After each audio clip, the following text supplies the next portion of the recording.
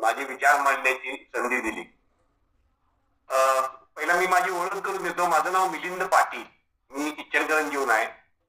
अर्चिताताईंनी आता सांगितलं, by profession me engineer आहे. माझी तर इचलकरंजीला फाउंड्री आहे लक्ष्मी औद्योगिक वसाहतीमध्ये. आणि अगदी माझ्या शिक्षणानं बी झाल्यानंतर MBA केलं. MBA नंतर मी माझ्या उद्योगामध्येच आहे पहिल्यापासून. आता ह्या 87 फॅमिलीला जॉईन व्हायचं मी साधारण ऑक्टोबर 2021 मध्ये जॉईन झालो. त्याचं मुख्य कारण होतं माझ्या उजव्या पायाला पोलिओ आहे. पण लहानपणी आईनं बरेच कष्ट घेतले होते आणि त्यामुळे बरेच उपचार मुंबईत माझ्यावर झाले. त्यामुळे मला तसं नॉर्मल पर्सन सारखं वॉकिंग मी करू शकत होतो. फक्त ऑफकोर्स लंगडत होतो, पण मला त्रास असा कुठला जाणवत नव्हता. तर मग जसं जसं माझं वय वाढत गेलं आणि मी शाळा झाली, कॉलेज झाले, माझ्या उद्योगधंद्यामध्ये लागलो. आणि प्रत्येकाचं जसं मत असतंय की माझ्याकडे वेळ नाही, खूप काम आहेत. सकाळी 8 बरोबर आम्ही फॅक्टरीला जायचो, रात्री घरी यायला 9 वाजायचे. त्यामुळे व्यायाम किंवा स्वतःचं शरीर त्याच्याकडे द्यायचं महत्व हे काहीच नव्हतं, शून्य महत्व होतं. फक्त आणि फक्त उद्योगधंदा आणि हेच मी करत होतो. आणि मग ज्यावेळी जसं वय वाढायला लागलं तसं तसं माझे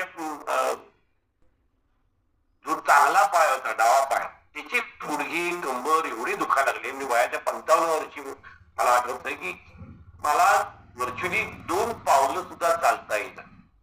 आणि मग त्यावेळी मी खूप हादरलो. मग इथं आपण सगळे करतात तेच मी केलं की काहीतरी प्रॉब्लेम आला की आपण डॉक्टर, मग इचलकरंजीतले झाले, कोल्हापुरातले झाले, पुण्यातले झाले, असे अनेक डॉक्टर कन्सल्ट केले.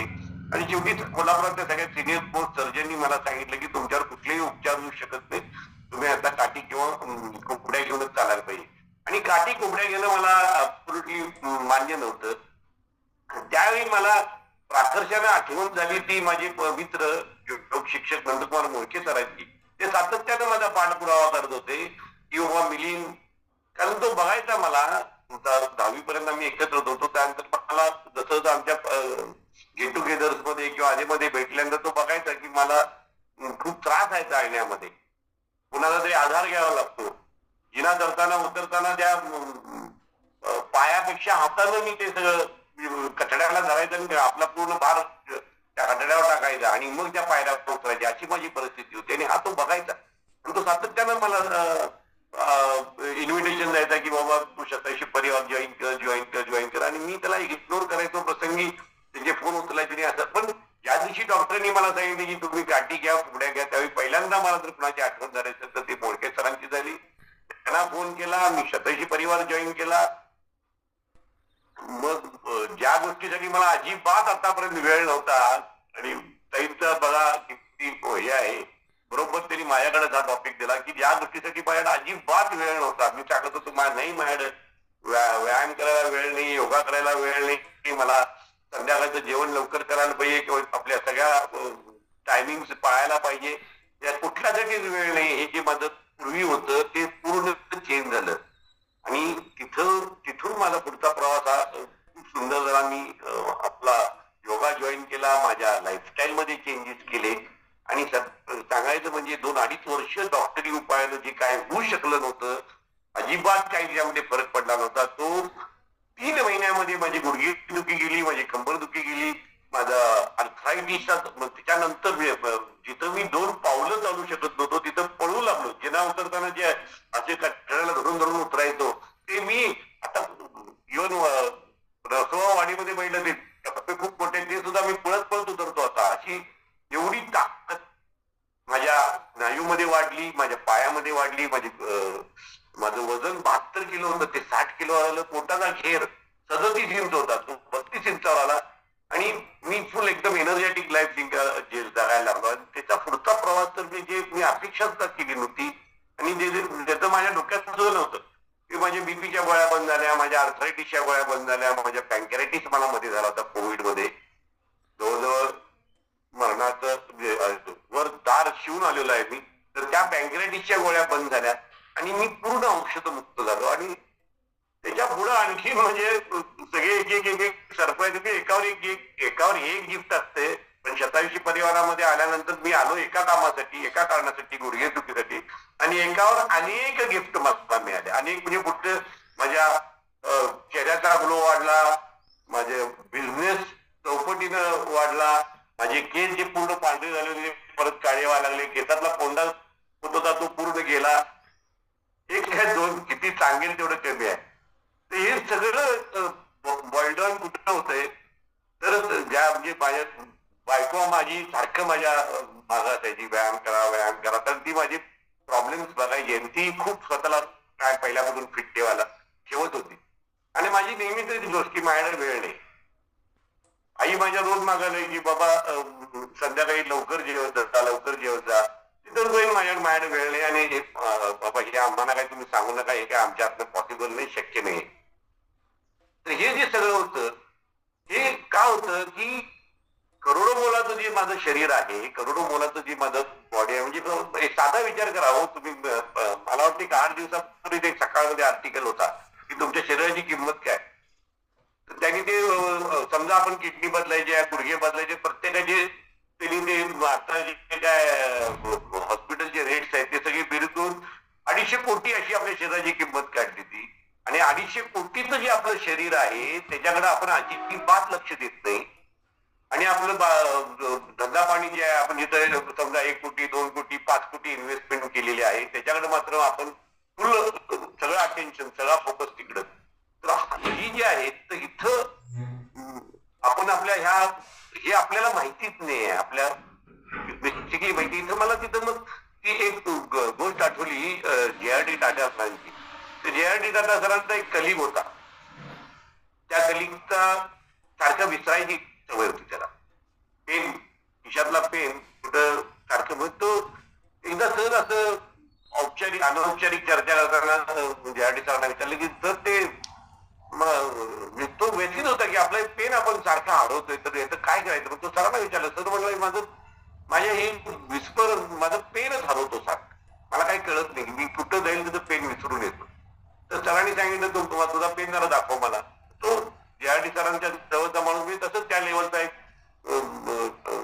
त्या लेवलचा 500 रुपयाचा पेन होता चांगल्यापैकी. ते म्हटले तू एक काम कर, तू सोन्याचा पेन बनवून घे. सोन्याचा पेन किती महाग होते तो सोन्याचा पेन बनवून घे. तसं ते त्याला सोन्याचा पेन बनवला त्यानं, सोन्याचा पेन. आणि मग 6 महिन्यानं वर्षानंतर परत JRD सरांची त्याची भेट झाली. म्हणजे काय रे तुझी ती सवय गेली का. आहे की अजून सोन्याचा पेन. मग कशी काय सवय गेली. आता ती सवय का गेली तर ती त्या 500 रुपयाच्या पेन पेक्षा ती सोन्याचा पेन जो होता त्याची किंमत त्याला माहिती होती. त्याची किंमत त्यासाठी त्यानं हजारो रुपये खर्च केले होते, लाखो रुपये खर्च केले होते. त्यामुळे तो म्हणजे ज्यावेळी आपल्याला किंमत कळते एखाद्या गोष्टीची त्यावेळी आपण त्याला ती इम्पॉर्टन्स देतो, प्रायोरिटी देतो. म्हणजे काय आपण आपल्या दृष्टीमध्ये आता साधे तुम्हाला म्हणजे ही किमतीची गोष्ट आहे. दुसरी गोष्ट तुम्हाला सांगतो साधी. माझ्यासारखाच उद्योजक, वेळ नाही हा विषय, आणि त्याचा मुलगा, त्याला छोटा मुलगा हो, त्याला प्रत्येक मुलाला छोट्या मुलांना वाटतं की बापानं आपल्याशी जरा खेळावं, काहीतरी आपल्यावर वेळ द्यावा. तो एक दिवशी त्या बापाकडे येऊन विचारला, बाबा तुम्ही 1 तासाला किती मिळवता हो. यानं आपलं जरासं विचार करून सांगितलं की साधारणपणे बाबा यानं सगळा हिशोब काढला, कॅल्क्युलेटर काढला.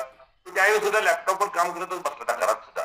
त्यांना लगेच ते एक्सेल काढलं, तिथं कॅल्क्युलेशन त्यांना साधारण मी बाबा 2000 रुपये मिळतो. तर म्हटलं का रे बाबा तुला काय नाही बाबा, ठीक आहे ओके. असेच काही दिवस गेले. एक दिवशी तो मुलगा आपली पिगी बँक असते की लहान मुलांची, पिगी बँकचा डबा घेऊन आला. पिगी बँकचा डबा त्यानं वडिलांच्या समोर रिकामं केलं. त्यातनं एक नोटा काढत घेत कुणीतरी काहीतरी गिफ्ट देतं ना घरी आलं की, तसंच त्याने ते साठवून ठेवलं. ते नोटा सगळ्या बेरीज केली, ते बरोबर मोजले. बाबा हे तुमचे 2000 रुपये, मला तुमचा 1 तास मिळेल का. आणि मग तिथं त्या वडिलाच्या डोळ्यात पाणी आलं की बाबा काय आपण करतोय की आपण आपल्या मुलाला त्याच्या आनंदापासून वंचित ठेवतोय. आणि मग तिथं त्यानं त्याच्या त्या सगळ्या टाइम मॅनेजमेंट म्हणजे मला इथं काय सांगायचं, time management actually time management नाही आहे, हे प्रायोरिटी मॅनेजमेंट आहे. गोष्टीला किती महत्व देतोय त्याच्यावरून त्याचं आपल्याला तिथं किती त्याला टाइम आपण अलोकेशन करणं हे सगळ्यात महत्वाचं आहे. जे तुमची त्यामुळे मला इथं सांगायचं आहे की तुमची प्रायोरिटी लिस्ट बनवा आणि ही लिस्ट ना वारंवार आपण रिव्ह्यू केली पाहिजे की याच्यामध्ये काय बदल करायचे, कारण आपल्याला काळानुसार त्याची त्या गोष्टीची गरज बदलत असते. त्यामुळे ती प्रायोरिटी लिस्ट बनवणं आणि मग त्या प्रायोरिटी लिस्ट प्रमाणे मग ती प्रायोरिटी लिस्ट बनली की नाही मग ते टाइम अलोकेशन करणं त्यासाठी वेळ देणं हे खूप सोपं होते. जनरल आता बघा की मगाशी शुभांगी ताई तेच सांगत होत्या, त्यांना वेळ स्टेशन ऐकायला वेळ नव्हता, योगा करायला वेळ नव्हता, पण ज्यावेळी त्यांनी ते बघितलं मानसीताई ना की त्यांचं बरोबर मध्ये काहीतरी बदल झालाय आणि मग त्यांना ते लक्षात आलं की आपल्यात सुद्धा हा बदल होऊ शकतो. म्हणजे ही गोष्ट आहे ना ती प्रायोरिटी मध्ये आपल्या यायला पाहिजे, तर मग त्याच्यासाठी आपोआपच वेळ निघतो. मग ही अशी ती गोष्ट आहे. आणि दुसरं म्हणजे कसं आहे, आता हे तुम्ही टाइम मॅनेजमेंट करता, ती प्रायोरिटी लिस्ट बनवली. प्रायोरिटी लिस्ट बनवत असताना आता बघा आपल्याला नेहमी पद्मजाताईंची गोल सेटिंग हे खूप महत्वाचं आहे. त्याच्यामध्ये आपलं गोल सेटिंग एकदा तुम्ही केला, गोल सेटिंग केल्यानंतर तुमची प्रायोरिटी लिस्ट बनली, प्रायोरिटी लिस्ट बनल्यानंतर मग तुमचं टाइम मॅनेजमेंटचं शेड्यूल तयार होतं आणि टाइम मॅनेजमेंटचं शेड्यूल तयार झाली की त्या पद्धतीनं तुमचं इतकं पुढचं. म्हणजे माझं स्वतःच सांगायचं म्हणजे मी हे सगळं चालू केल्यानंतर ज्या बिझनेस मध्ये मला काय फरक पडला का, तर उलट सांगायचं तर माझी ज्यावेळी माझ्या शरीराला लाख करोडो मुलाच्या शरीराला मी प्रायोरिटी दिली तर माझा बिझनेस चौपट झाला. म्हणजे इकडं मी वेळ दिल्यामुळे माझं तिकडं काहीतरी प्रॉब्लेम झाला बाबा कोसळले. तर उलट सांगायचं तर माझी स्वतःच्या प्रकृतीकडे मी वेळ दिल्यानंतर माझा बिझनेस चौपटीनं वाढला. आणि हे खूप छान पद्धतीनं आपण, कारण मग ते time management, priority management, goal setting या सगळ्या गोष्टी तिथं आला. म्हणजे इथं करत असताना पहिल्यांदा आता आपल्या वर्ग सकाळी 6 ते 7 असतात, तर इथं मग सकाळी उठणं हा सगळ्यांसाठी एक मोठा विषय असतो. तर तिथं मला थोडीशी तुम्हाला छोटे छोटे टिप्स द्या वाटतात की सकाळी आपण नेहमी काय करतो, सकाळी उठतो, सकाळचा आपल्याला सकाळी 6 ते 7 आपला योगाचा वर्ग आहे तो करायचा, तर आपण 5:30चा गजर लावतो. इथं मला तुम्हाला मुद्दाम सांगायचं जे मी माझ्या बाबतीत केलं होतं की पहिल्यांदा तुम्ही म्हणजे 5:30चा गजर तर लावा, पण त्याच्या आधी रात्री झोपायचं तुमचं एक टायमिंगचं ते टायमिंग करा आणि त्याचा एक गजर लावा. तो गजर कसा लावायचा, झोपायचं टायमिंग तुमचं फिक्स झालं, मला बाबा 10:30 वाजता झोपायचं आहे, तर 9:30ला गजर पहिला लावा. 9:30ला गजर तुम्ही लावला की 9:30 वाजता तुम्हाला बेल मिळाली की आपल्याला बरोबर आता एक तासाला झोपायचं आहे. म्हणजे तिथनं पुढची आवरावरी, कारण आपण असं काय गजर झालं आणि जाऊन झोपलो असं होत नाही. घरातल्या गोष्टी काही आवरावरी करायच्या असतात झोपायच्या, त्या आवरावरी करायच्या आणि बरोबर मग झोपायचं. जी तुमची जी खोली आहे ती खोली फक्त आणि फक्त झोपण्यासाठी वापरायची. झोपायच्या आधी अर्धा तास, कमीत कमी अर्धा तास, म्हणजे मी ऍक्च्युली 1 तास, पण कमीत कमी अर्धा तास टीव्ही नो मोबाईल. दुपारची झोप खूप लोकांना प्राणप्रिय असते, ती दुपारची झोप कमीत कमी घेणं. जेवण कमीत कमी 3 तास अगोदर, त्या झोपायच्या टाइमच्या आधी 3 तास अगोदर करणं.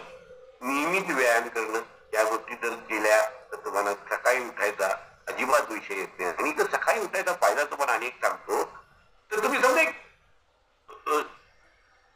सकाळी तुम्ही नेहमी समजा 7-7:30 होता, त्याच्याऐवजी 5:30 म्हणजे 3 तास अगोदर जर तुम्ही उठला, एक साधा हिशोब समजा 3 तास अगोदर उठला तर त्याचा फायदा किती आहे बघा. 3 तास म्हणजे महिन्याचे दिवस 30 तरी 90 तास, 90 तास गुणिले 12 महिने, 12 महिने म्हणजे जवळ 1080 तास झाले.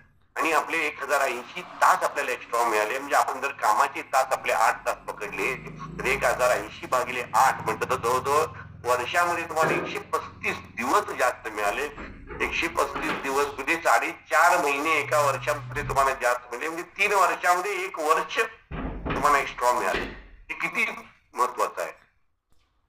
म्हणजे आपण पैशाची इन्व्हेस्टमेंट करत असताना एवढं प्लॅनिंग करते, सगळं बसून सगळं ऑन पेपर सगळं काय काय करायचं, पण वेळेच्या इन्व्हेस्टमेंट, वेळेची जी करणे, समजा एखादं प्लॅनिंग चुकलं, पैसा गेला पूर्ण आणि तो पैसा आपण परत मिळवू शकतो, पण गेलेली वेळ आपल्याला अजिबात मिळवता येत नाही. तर इथं मला नियोजन करत असताना काही गोष्टी मुद्दाम सांगायची गोष्ट आहे की आपल्याला कुठलाही वेळ आपला कुठलाही वेळ आळसात, आजारात, झोपून, कारण ती खूप मोठी लॉस आहे तो. आपण आजारी पडलो, आणि झोपून राहायला लागलं, बेड रेस्ट सांगितले, तर त्याच्यासाठी मग पहिली प्रायोरिटी ही निरोगी राहण्याची असली पाहिजे. कारण त्याच्याशिवाय तुम्ही तुमच्या आयुष्यात यशस्वी होऊ शकत नाही. तर निरोगी राहण्यासाठी पहिल्यांदा पहिली प्रायोरिटी त्याला दिली की मग तुम्ही मग ते निरोगी राहण्याची जी काय म्हणजे तुमच्या प्रायोरिटीमध्ये पहिली आली निरोगी राहणं. त्याच्या पुढचं प्रायोरिटी तुम्हाला पाहिजे तुमचं झोप प्रॉपर वेळ. झोप खूप महत्वाचा फॅक्टर आहे आपल्या आयुष्यामध्ये. झोपेचं नियोजन करणं. आणि तिसरं महत्वाची गोष्ट म्हणजे तुमच्या जेवणाचं नियोजन करणं. कारण याच्यामध्ये कसं आहे, तुमचं शरीर एक बायोलॉजिकल क्लॉक आहे. तुम्ही आज काहीतरी 1 वाजता जेवताय, उद्या काहीतरी 2, 2:30, 3 ला जेवताय, हे शरीराला कळत नाही. कन्फ्युजन मध्ये जाते शरीर, काय चाललंय. कारण तुमचे ते एन्झाईम सिक्रिशनची काय सायकल आहे, तुमच्या हार्मोन सिक्रिशनच्या ज्या सायकल आहेत, ते एकदा शरीर तुम्ही एकदा हे टायमिंग फिक्स केला ना की ते 5-10 मिनिटं 15 मिनिटं इकडे तिकडे ठीक आहे, पण ती परफेक्ट तुम्ही जर नियोजन केलं तर ते तुम्हाला. आणि तिसरं, त्या अर्थार्जनासाठी आपण कुठं ना कुठेतरी नोकरी करत असतो, काहीतरी करत असतो, तर त्याच्यासाठी तो परफेक्टली त्या वेळेत जाणं, ते पळत येणं, हे त्या अर्थार्जनेचं महत्वाचंच आहे. आणि त्यात मग कुठला तरी छंद जोपासायला पाहिजे. आणि छंद जोपासून तो छंद आपण तो निभावला पाहिजे. हेच महत्वाचं गोष्ट आहे. आणि ह्या सगळ्यात महत्वाचं कसं आहे, म्हणजे तुम्हाला मुद्दामच मला इथे एक गोष्ट सांगायची आहे, म्हणजे जी मला खूप टच झाली. राकेश झुंझुनवाला सरांची. राकेश झुंझुनवाला सर, मी तुम्हाला माहित आहे, भारताचे वॉर्नर बुफेट होते ते. त्यांनी करोडो रुपये शेअर्स मध्ये इन्व्हेस्टमेंट, त्यातलं ते तज्ञ समजले जाईल. ते वयाच्या साधारण 2022 ला खूप कमी वयात त्यांचं निधन झालं आजारानं. तर त्यांनी अगदी स्पष्ट त्यांच्या शेवटची मुलाखत मला अगदी चांगली आठवते. शेवटच्या मुलाखतीत त्यांनी सांगितलं होतं की मी पैशाचं नियोजन कसं करायचं मी तर माझ्या आयुष्यात तर केलं. हजारो आणि करोडो लोकांना ते शिकवलं आणि त्यांना अर्थार्जनाची कसं करायचं हे सगळं शिकवलं. पण माझ्या स्वतःच्या तब्येतीचं इन्व्हेस्टमेंट जी मी करायला पाहिजे, जी नियोजन जे मी करायला पाहिजे, ती माझ्याकडनं करता आलं नाही. आणि आज त्यामुळे माझी ही परिस्थिती झालेली आहे. तर मित्रांनो, म्हणजे जी मी तसा मला बळके सर भेटले देवरूपानं आणि मला जाग केलं, हलवून हलवून हलवून अक्षरशः हलवून पाणी मारून काय जे काय करायचं ते करून मला जागे केलं. अशी जागी करणारी लोक, शेताशी परिवार तर त्याच्यासाठी खूप धडपडतोय, त्याच्यासाठी आपण सगळेजण काम करतोय. पण आपण पण सगळेजण लवकर जागं व्हावं आणि आपल्या वेळेचं प्रॉपर नियोजन करून स्वतःकडे लक्ष देऊन आपण आयुष्यामध्ये हेल्थ, वेल्थ आणि हॅपीनेस जे शतायुषी परिवार वाटायला लागले. म्हणजे मी पहिल्यापासूनच तर वेल्थ मिळवते, पण आज जो हेल्थ आणि हॅपीनेस बरोबर आहे, तो खूप आनंदाने मी आज जगतोय. Thank you very much. Thank you Shatayushi family. Thank you अर्जिताताई. थँक्यू. जोरदार क्लॅपिंग करूया मिलिंद सरांसाठी, कारण खरंच सगळ्या